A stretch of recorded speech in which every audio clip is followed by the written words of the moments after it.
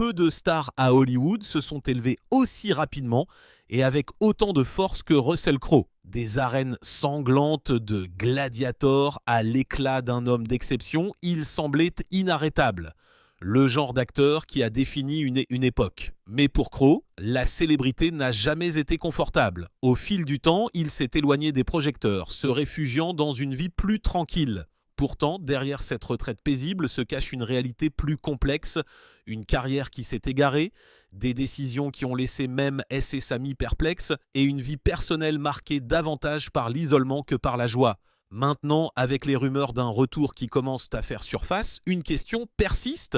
Le Russell Crowe dont le monde se souvient est-il toujours là? Ou Hollywood est-il déjà passé à autre chose sans lui? Le chemin difficile de Russell Crowe vers la gloire. Russell Crowe est né le 7 avril 1964 à Strathmore Park, une banlieue tranquille de Wellington en Nouvelle-Zélande.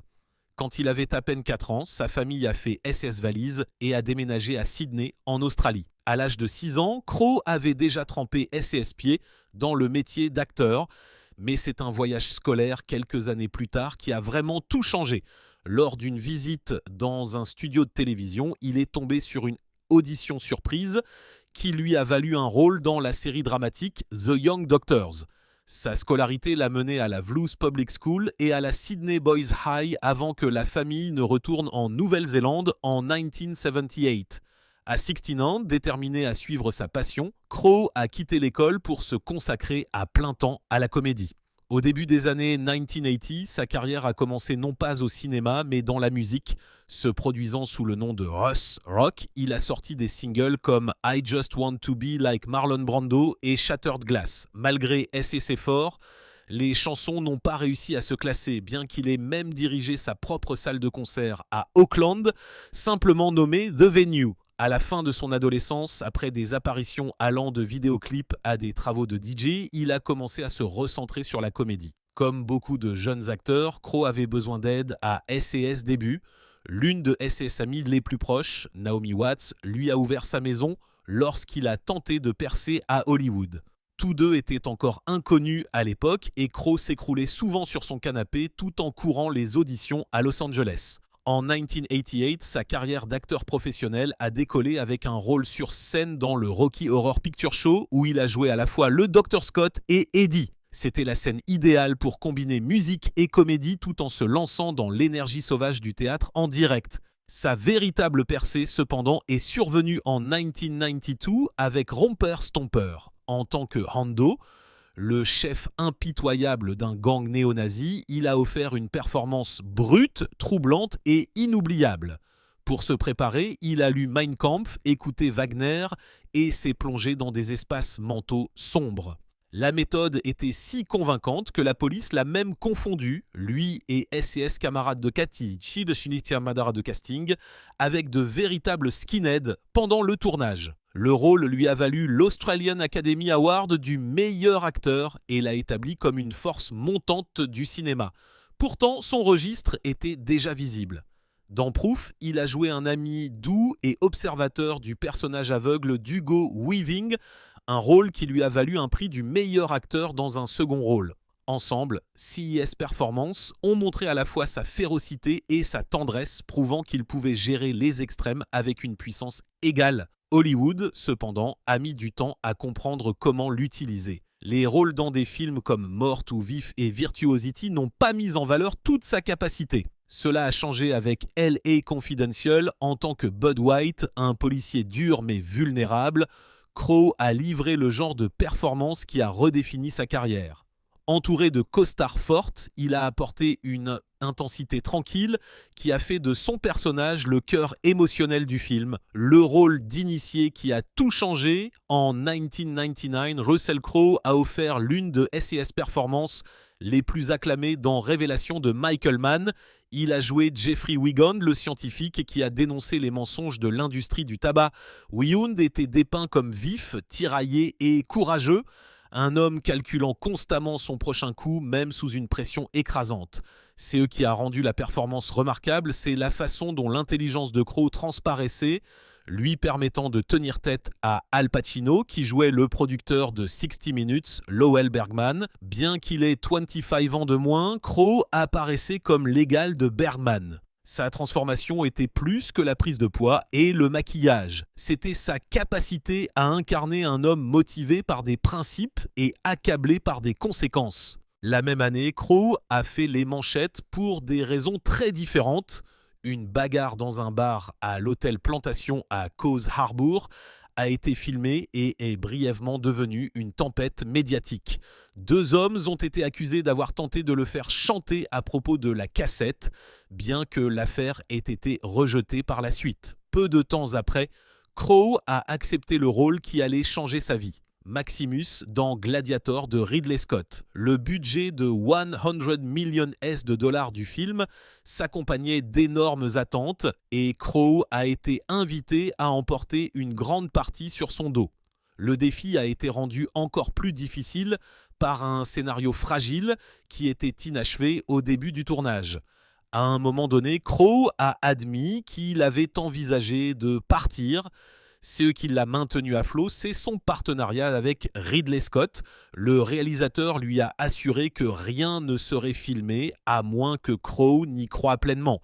Et ensemble, ils ont lentement façonné l'histoire en quelque chose de viable. Les improvisations qui ont suivi sont devenues partie intégrante de la légende de Gladiator. Russell Crowe lui-même a écrit des sections du dialogue de Maximus, y compris souvenirs sincères de sa ferme en Espagne.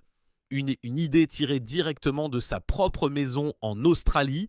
Même la phrase désormais emblématique « Force et honneur » vient de Crowe, qui l'a adaptée de la devise latine de son école. Mais sa confiance, virant souvent à l'arrogance, a débordé hors de l'écran.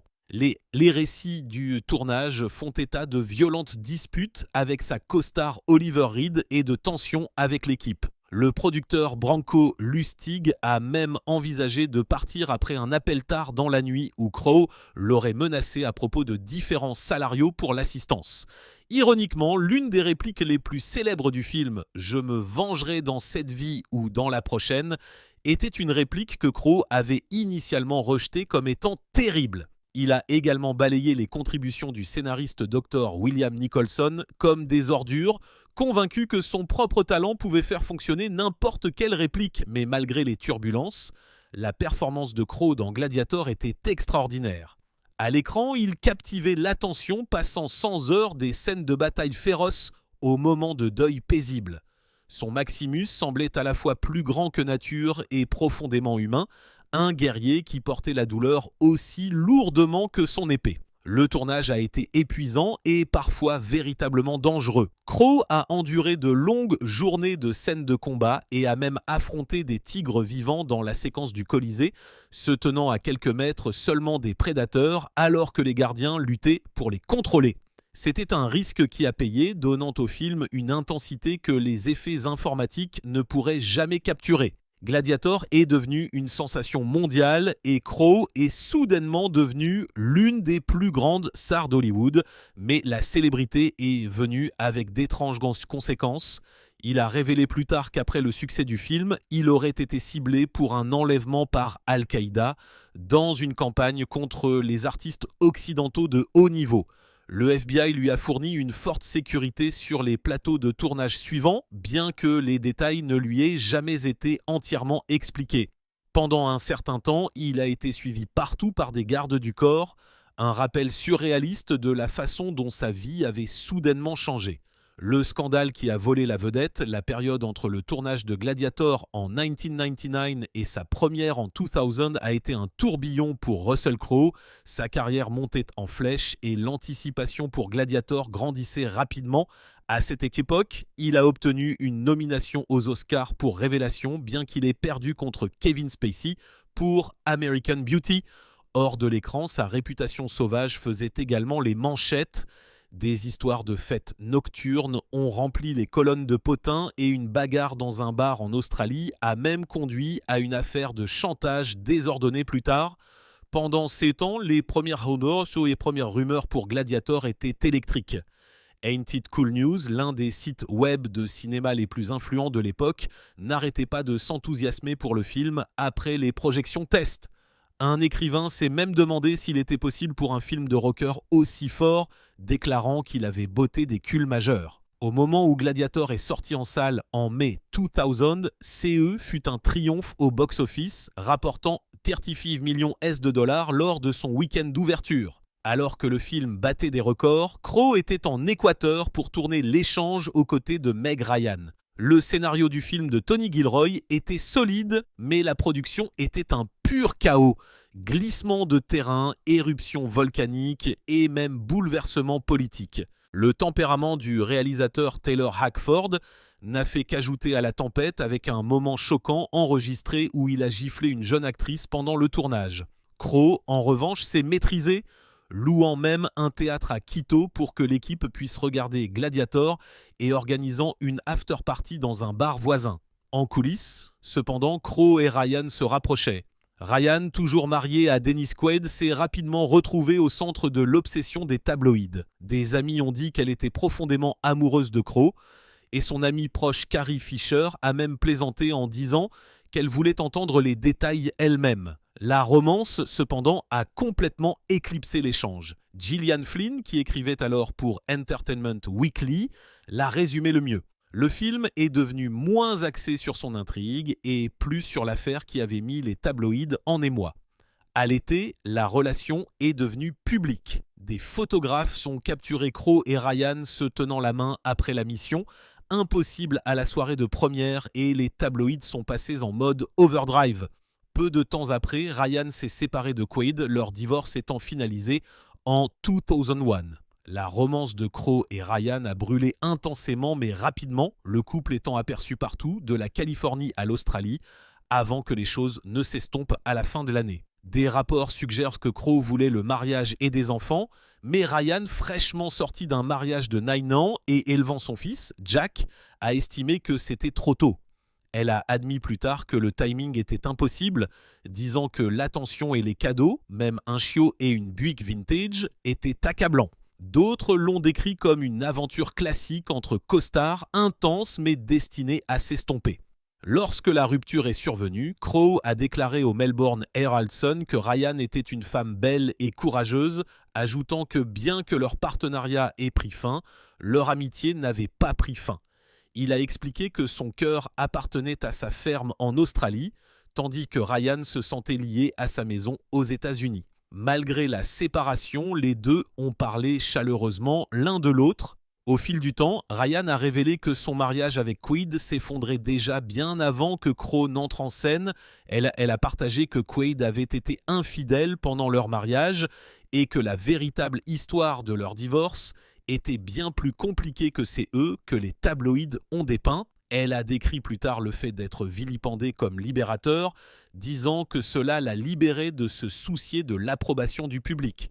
Quaid s'est également ouvert des années plus tard, admettant que la célébrité de Ryan l'avait fait se sentir invisible, une chose avec laquelle il a lutté tout au long de leur mariage.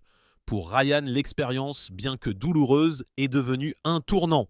Elle a parlé candidement de sa croissance, de sa force et de son apprentissage pour s'accepter elle-même.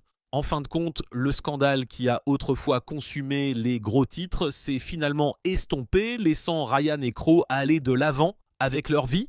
Russell Crowe, la star la plus en colère d'Hollywood. En 2002, Russell Crowe s'est retrouvé en mode contrôle des dommages. Connu pour son tempérament de feu, il a décroché le téléphone et s'est excusé auprès du producteur de la BBC Malcolm Jerry après une vilaine confrontation à la cérémonie des BAFTA. Crowe avait coincé Jerry contre un mur, déclenché une tirade verbale et même menacé sa carrière à Hollywood. Tout cela parce que la BBC avait coupé une partie de son discours d'acceptation de la diffusion. Au début, il semblait que Crowe était en colère d'avoir perdu un poème de Patrick Kavanagh qu'il avait récité. Mais il a clarifié plus tard que c'est eux qui lui avaient vraiment fait mal. C'était la coupure de SS remerciements sincères à John Nash, le mathématicien dont la vie a inspiré un homme d'exception. Pour se faire pardonner, Crowe a même parlé avec le fils de Jerry, Oliver, âgé de 12 ans, qui était taquiné à l'école après l'incident. L'acteur a passé 15 minutes au téléphone avec le garçon pour essayer d'arranger les choses. Pourtant, beaucoup à Hollywood doutaient de la sincérité de S&S Excuses, avec le vote aux Oscars en cours et de grands noms comme Julia Roberts et Kevin Spacey soutenant Denzel Washington pour le meilleur acteur.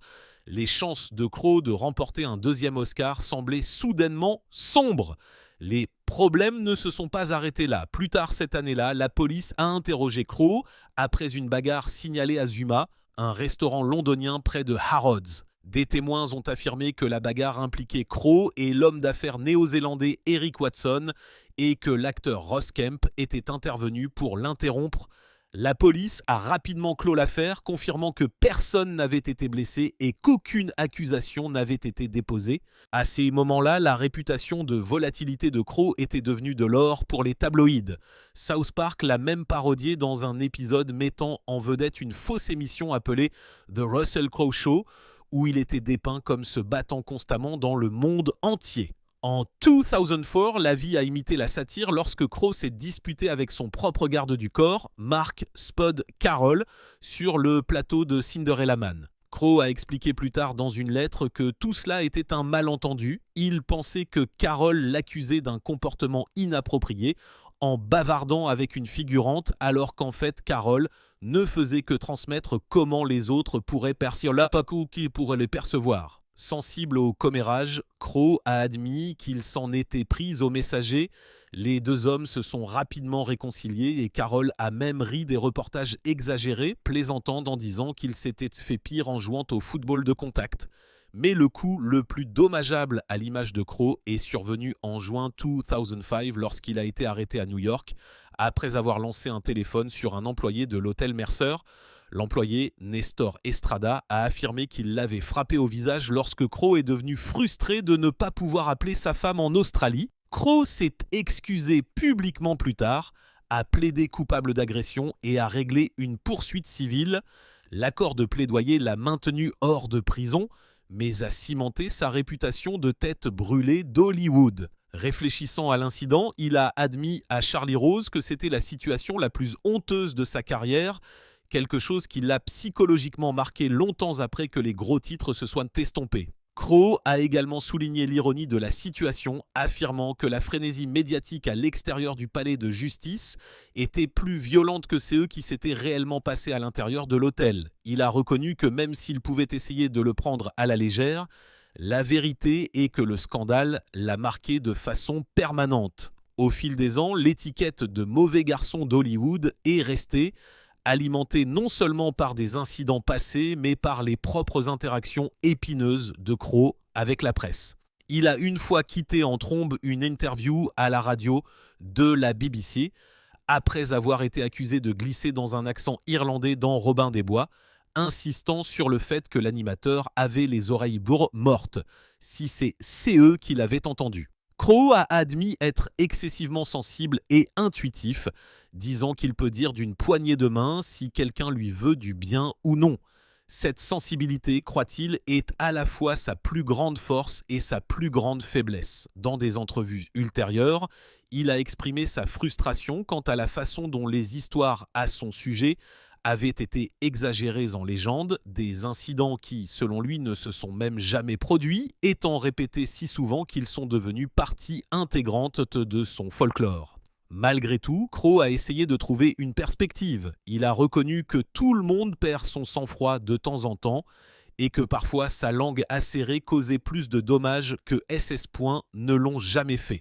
Il a maintenu qu'il n'avait jamais frappé un photographe comme l'affirmaient les tabloïds, mais a admis qu'il pouvait blesser profondément les gens avec une seule phrase. Pour Crowe, la bataille a toujours été entre son intensité en tant qu'acteur et la façon dont le monde réagit lorsque cette même intensité déborde dans la vie réelle, lorsque le divorce s'est transformé en un spectacle. Russell Crowe a épousé la chanteuse australienne Danielle Spencer en 2003, mais en 2012, le couple s'est séparé. Des années plus tard, Crowe a admis dans une entrevue à CBS This Morning qu'il l'aimait toujours. S'adressant à Charlie Rose, il a révélé la fierté qu'il tirait autrefois de porter son alliance et à quel point la vie sans elle le laissait déséquilibré. Il a même suggéré que l'histoire n'était pas terminée, soulignant que le divorce n'avait pas été finalisé et laissant entendre une possible réconciliation. Pourtant, malgré cet espoir persistant, le mariage était finalement irréparable, mais au moment même où son mariage touchait à sa fin, un autre titre a attiré l'attention. En octobre 2016, Crowe a été accusé d'une altercation dramatique avec la rappeuse Azealia Banks lors d'un rassemblement privé dans sa suite d'hôtel Beverly Hills. Selon de nombreux reportages, les choses ont dégénéré après que Banks a commencé à se moquer de la musique de Crowe et à insulter les invités. Des témoins ont affirmé qu'elle avait menacé de violence, allant même jusqu'à dire qu'elle poignarderait les gens à la gorge et les regarderait saigner. À ce moment-là, elle aurait ramassé un verre, c'est eux qui a conduit Crowe à la retirer physiquement de la pièce avant que la sécurité de l'hôtel ne l'escorte. Banks a plus tard brossé un tableau très différent, accusant Crowe d'insultes racistes, de l'avoir étouffé, de lui avoir craché dessus et de l'avoir expulsé de force. Mais plusieurs personnes présentes, y compris son propre invité Erza, ont contesté son histoire et ont décrit son comportement ce soir-là comme erratique. Crowe n'a jamais abordé directement les allégations, mais SS médias sociaux le lendemain matin ont raconté leur propre histoire. Une mise à jour calme au sujet d'une randonnée à vélo matinale le long de la plage, suggérant qu'il n'était pas déconcerté par la controverse. Pour beaucoup, l'impression était qu'il avait peu à cacher. La réputation de volatilité de Banks l'a suivi dans cet épisode. À peu près au même moment, elle avait fait face à des arrestations pour des altercations distinctes à New York et à Los Angeles. Des reportages ont suggéré plus tard que c'était elle qui avait utilisé à plusieurs reprises l'insulte raciale lors de l'incident à l'hôtel et non Crowe.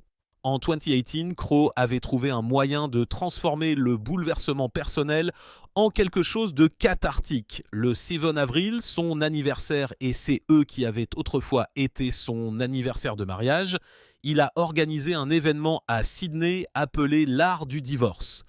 La vente aux enchères était son idée de créer de la joie à partir de la tristesse, une façon symbolique de passer à autre chose après un chapitre douloureux. Parmi les articles vendus figuraient des accessoires, des costumes et des effets personnels, y compris le maintenant célèbre suspensoir en cuir de Cinderella Man qui a rapporté $7,000.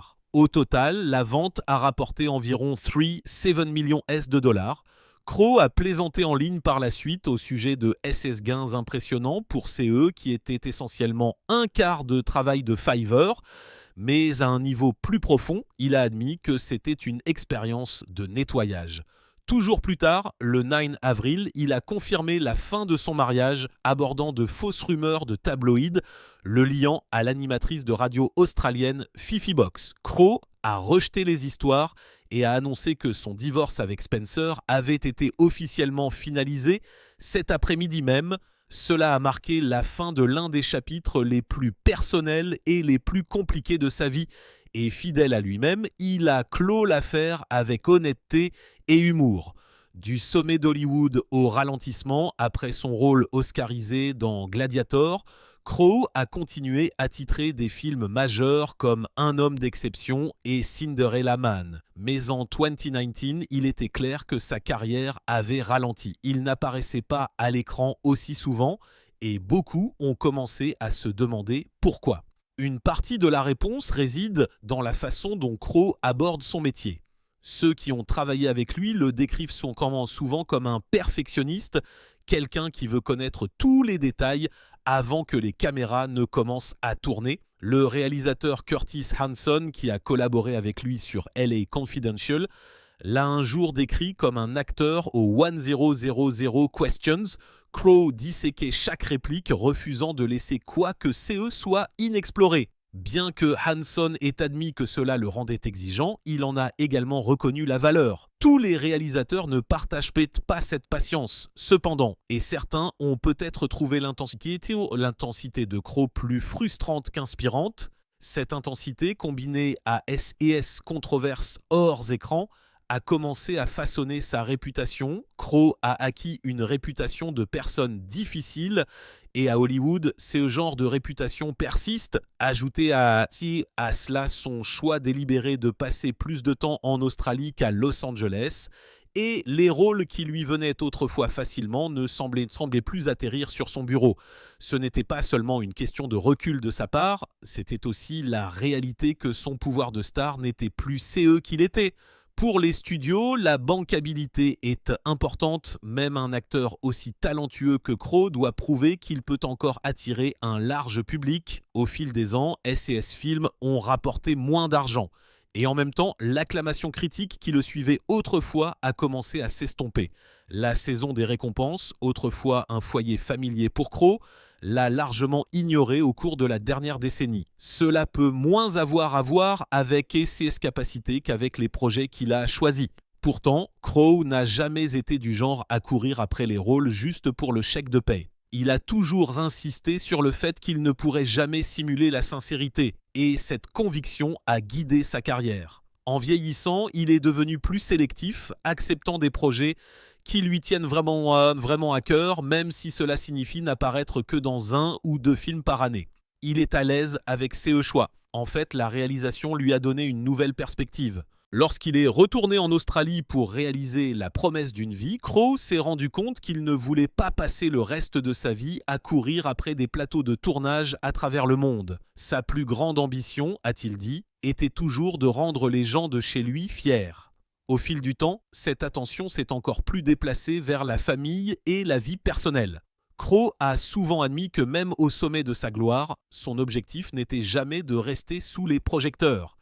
Il s'agissait simplement de terminer le travail et de rentrer chez lui. Que CE soit pour se retirer dans le bush ou pour passer du temps avec S&S Enfants, la maison a toujours été son point d'ancrage. L'étonnante nouvelle histoire d'amour de Russell Crowe. Russell Crowe semble avoir trouvé l'amour de sa vie en Brittany Theat, une agente immobilière de la Nouvelle-Orléans qui a tranquillement capturé son cœur. Leur romance, qui a débuté publiquement à la fin de 2020, suscite déjà des rumeurs de mariage, mais cette histoire d'amour a en fait S&S racines des années plus tôt. Les deux se sont croisés pour la première fois sur le plateau du film Broken City de 2013, où Theot a eu un petit rôle, son seul crédit d'actrice répertorié sur IMDb. À cette époque, la romance était la chose la plus éloignée de la réalité. Lorsque le tournage a commencé en 2011, Crowe était toujours marié à Danielle Spencer, bien que des fissures dans leur mariage se formaient déjà. En octobre 2012, quelques mois seulement avant que Broken City ne sorte en salle, le couple a annoncé sa séparation. Pendant des années par la suite, on ne sait pas exactement comment ou quand Russell et Britney se sont reconnectés.